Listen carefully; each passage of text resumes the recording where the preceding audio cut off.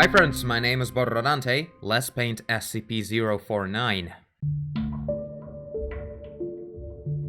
So, SCP-049 is humanoid in appearance, standing at 1.9 meters tall and weighing 95.3 kilograms. 1.9 meters, that's shorter than I am.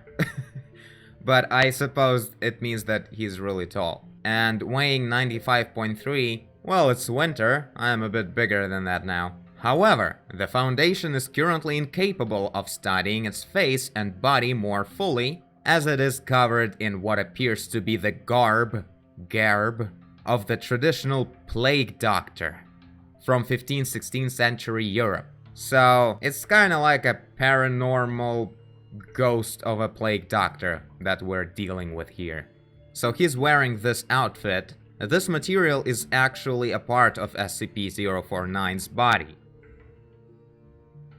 As microscopic and genetic testing show it to be similar in structure to muscle, although it feels much like rough leather and the mask much like ceramic.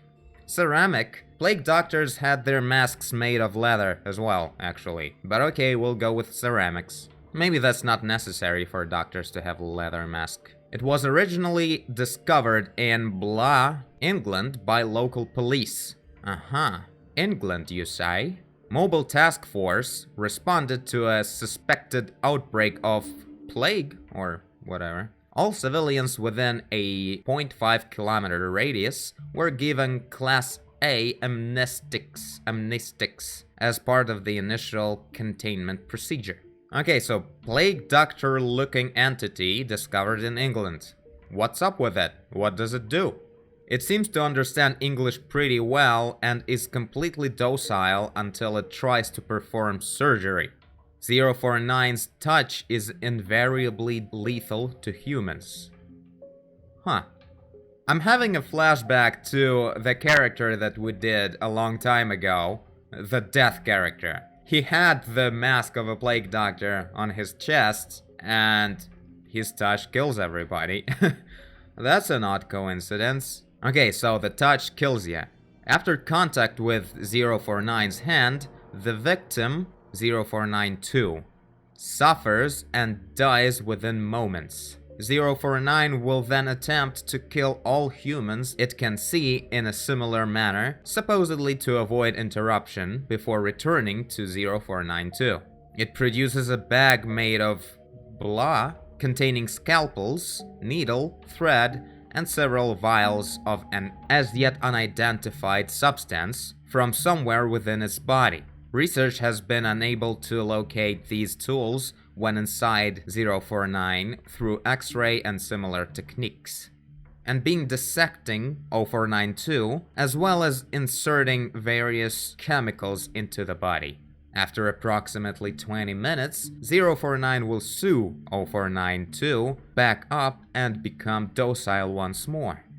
After a period of a few minutes, 049-2 will resume vital signs and appears to reanimate. However, 049-2 seems completely without higher brain functions and will wander aimlessly until it encounters another living human. At that point, 049-2's adrenaline and endorphin levels increase to approximately 300% as it attempts to kill and blah any human beings it can find, before returning to its mindless state and wandering until it comes across more humans. So, Addendum A1, that was about, they said that SCP-049 doesn't speak, and then it was crossed over and it said, see Addendum A1. So, okay, Addendum A1. SCP-049 spoke for the first time today, addressing Dr. Blah. 049 randomly began speaking with no obvious provocation en route to a testing facility. Dr. Blah was recording notes at that time on a handheld microphone. What is this place? What? It's a labo. There is a loud crash here from Dr. Blah dropping the recording device in shock. A laboratory? It is quite marvelous. I now find it no wonder I've seen so few victims of the disease in here. Yeah, you see, I thought you incapable of speech. I'm somewhat startled. You, can. Oh my yes, good sir. I simply prefer not to. Most victims of the disease are quite melancholy and do not react at all well to conversation. I have seen you several times now and have not detected the disease in you. Therefore, I assume you are also a doctor. Yes, actually, call me Blah. But what disease are you talking about? Why, good doctor, the great pestilence. What else? Great Oh, the plague. Should have seen that coming. But no one here is infected, I can assure you. Oh, good doctor, I can assure you, the pestilence is here, and I can sense it. It is my duty in life to rid the world of it. My cure is most effective. Your cure? Your cure has cost us hundreds of lives. Your cure is faulty. Good doctor, my cure is most effective. 049 lapsed once again into silence, and no further attempts to make it speak ever were effective. So they can't figure out what he means by the pestilence, and like, why would he perform a surgery? No correlation between any of the D-class personnel it has performed surgery on. So here's the picture in the article. 049 revealing very human-like eyes. So his ceramic mask has human-like eyes. Huh. Well, yeah, that makes sense if the whole thing is a part of his body.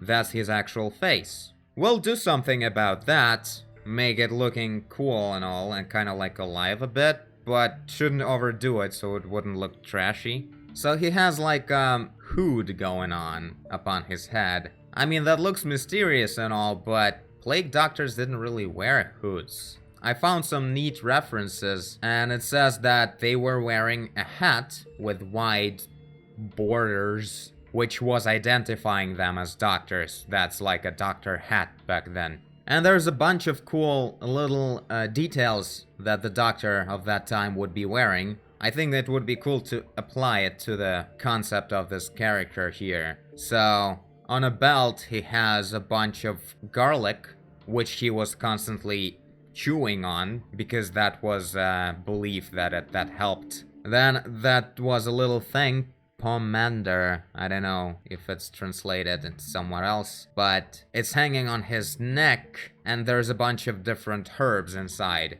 Also, like, scares away the plague. So we're doing that as well. I think that's gonna look pretty well. So the whole thing is really tight, like it's like a spacesuit. It has no open spaces, and that's why the hood is not really a thing. It's like really tight underneath the mask, so it doesn't let the air through.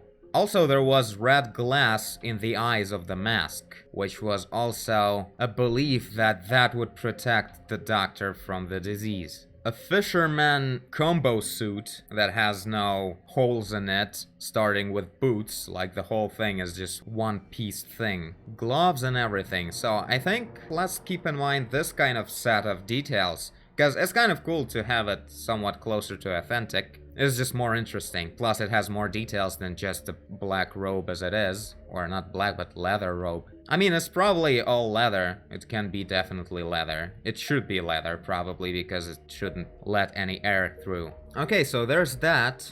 Now let's think on the actual canvas.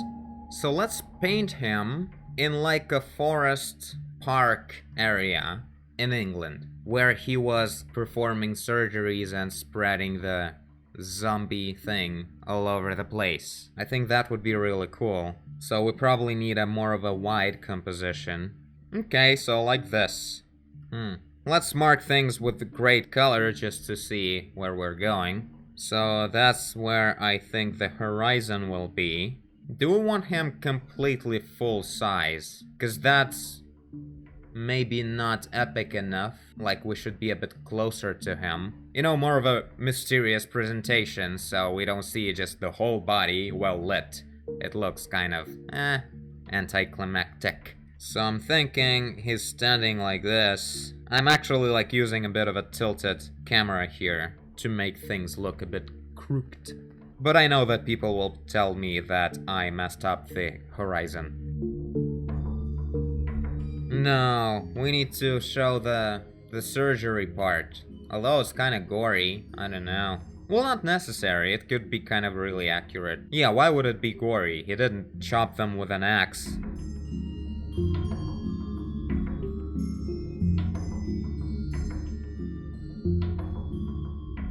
So, something like this. There's a few people around walking aimlessly, probably, but we have yet to decide where they are. So he's standing right here with some kind of scalpel in his hand. I think this is a pretty good composition. I want to make sure that everyone is following the proper angle of the camera.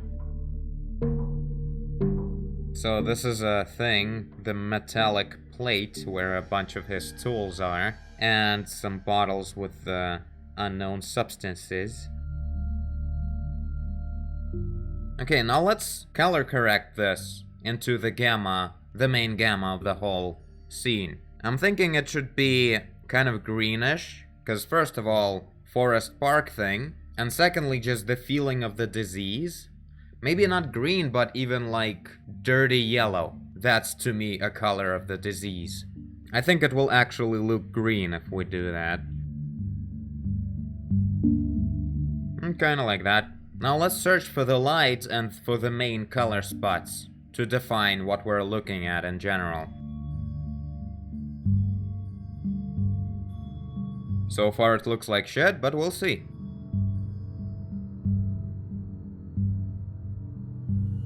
I gotta say, listening to the new Doom soundtrack really helps out with searching the look of this guy.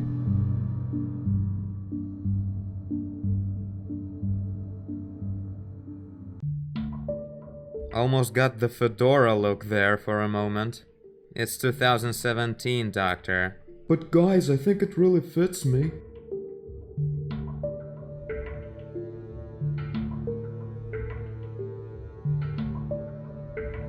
Should we add more color to him? Let's maybe make this thing like red or something. I kinda like it.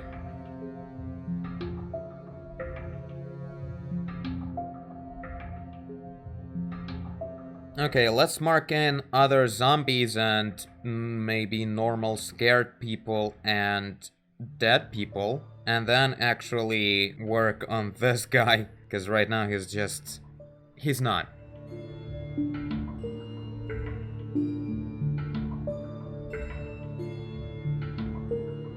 Okay, it kind of starts to look like something. This sign is like, I don't know. I want to show that this is like a modern time, so this is gonna be just some kind of modern sign that you may find in a British park. We're gonna have to look up some park images, I guess, to figure out what it is. But maybe some more of like these, you know, urban elements around this road. There's like a road, the walking road. So yeah, right now let's work a bit more on the guy, on the wound, and on the tools that the SCP is using on him. Gonna find where to put them now. They used to be here. But yeah, in general, I think it's working out pretty cool. Okay, I kind of feel again that there's not enough contrast. My problem number one is always like too dull gamma. I did push the dark areas to almost black, and that's because I wanted in general the image to be really dark. But I feel like the sky behind over there, we may want to push it a bit brighter when it's really close to the horizon. I think it will look much more interesting that way. Also, I don't like how all the foliage follow one line here. Like, this stuff can totally hide behind that one, if you actually think. So, like this brighter and closer to yellow.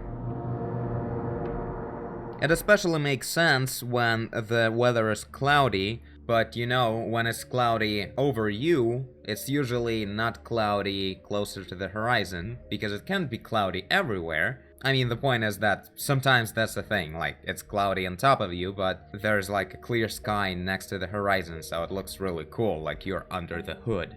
I understand maybe that's not a very common thing in England, that clouds end, but maybe. Yeah, I kinda like it better now. But in general, I gotta say, I feel like I'm like rushing because I'm sort of not exactly used to paint and record right now. Like, it's been a little while, and now I'm like, rushing because the camera is looking at me. So, I don't know, maybe we'll fix a lot of things in the next episode, but for now, as much as I can comprehend what I see, it looks pretty decent. Okay, now let's actually stop stalling and get to the dead guy. This is gonna be a struggle. Why did I choose such an angle for this guy? This is gonna be horrible.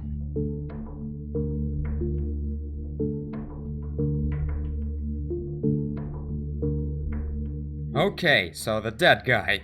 You know what? Let's actually make a little bit of an effort and, like, sketch in the geometry. Because right now it's really hard for me to understand where to put him. So, horizon was somewhere around here. Okay, a bit like this. Oh yeah, fair enough, I think. So the horizon is somewhere around there. Let's choose a vanishing point and do some of these. Okay, so this is supposed to help us. Oh yeah, let's put him legs that way. Only not that far away. But thing is, we'll see his legs, but his face and half of his autopsy dissection wound will be kind of like in shadow. So it will look like, you know, semi-mystically hidden from the viewer. That's gonna look pretty cool. Okay, let's give it a try. So, head, the thing.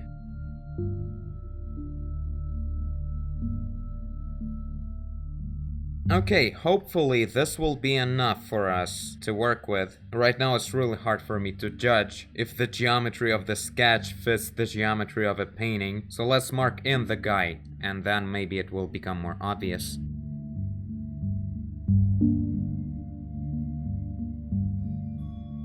So this is an open shirt on him. I'm obviously just marking in stuff yet, because I don't really see what's going on under that sketch. Hope it will work out somehow. But if anything, we'll just fix the shapes all over the place.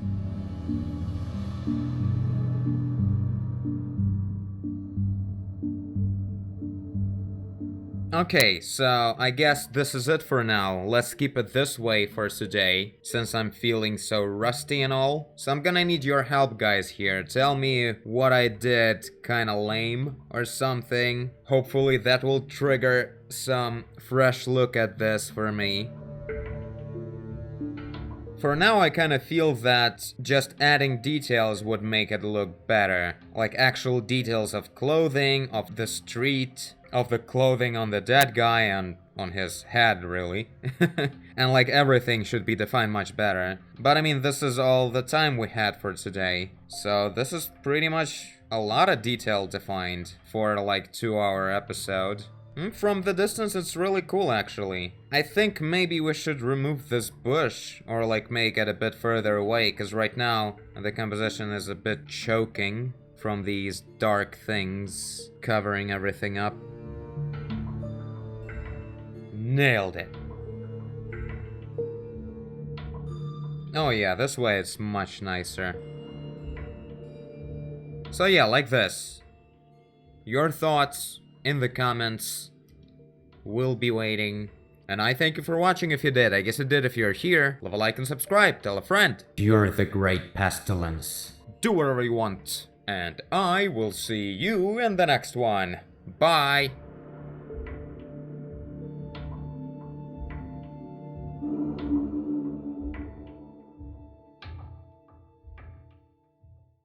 Would you take a look how cool it is outside?